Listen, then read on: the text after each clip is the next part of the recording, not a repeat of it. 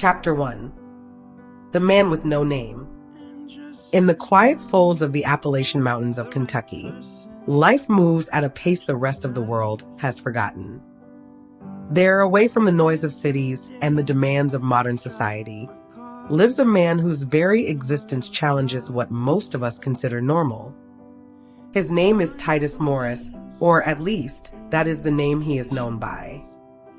But in truth, Titus has no legal identity, no birth certificate, no driver's license, no record in the databases of government systems. To the world of bureaucracy, he is invisible. Yet invisibility has not silenced his story. Titus lives a life many would find impossible. His home is a modest cabin, set apart from paved roads and conveniences. He grows his own food, collects rainwater, and survives by the strength of his hands and the wisdom passed down through generations of mountain people. Electricity, credit cards, and government aid play no part in his daily existence. Some see this as strange, even reckless. But to Titus, it is freedom. What makes him remarkable, however, is not only his way of living, but his heart toward God. In his conversations, captured by interviews and scattered testimonies, Titus speaks with a humility and sincerity that are rare. He describes a peace that does not come from material wealth, but from walking closely with the Lord. His voice carries both conviction and gentleness, as if he is a man who has been broken but not destroyed. When I first encountered his story, it was not through gossip or controversy, but through a video shared by a YouTuber named Peter Santinello. Peter's channel often documents people on the margins of society, and Titus was one such figure. I did not see a criminal, a castaway, or a fanatic. I saw a man of quiet dignity, a man who seemed hardworking, pure in heart, and honest in his ways. My first impression of him was so strong that I even caught myself thinking, "This is the kind of man I would marry." That thought startled me, and I quickly dismissed it. Perhaps it was not about romance at all, but about the undeniable purity and authenticity that radiated from him. At that moment, I did not care about his flaws or imperfections. I did not yet know the controversies attached to his name. I only saw a man who loved God and was trying, in his own unconventional way, to live a life of truth.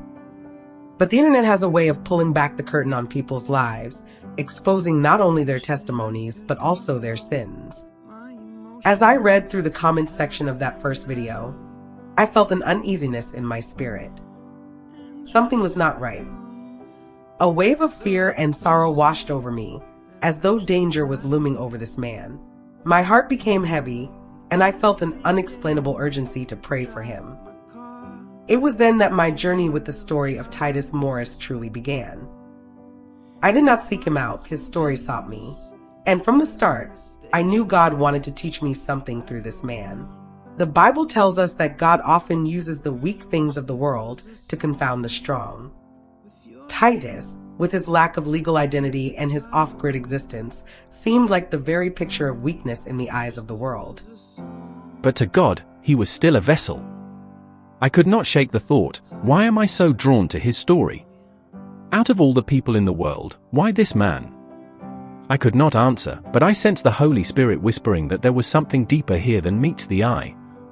The truth is, Titus represents more than just one man's choices. His life is a mirror, forcing us to confront our own assumptions about sin, redemption, and the mercy of God.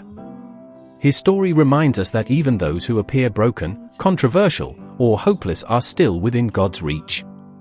And so, this book begins with a paradox, a man who is nameless in the records of society, yet fully known by God. A man condemned by many, yet still pursued by grace. A man whose story unsettles and inspires at the same time. As we step into his journey, we must remember the words of Jesus in John 8 verse 7, "Let any one of you who is without sin be the first to throw a stone." Titus may not have the approval of men, but the hand of God is not too short to save him. This is his story, and through it, perhaps it will also become ours.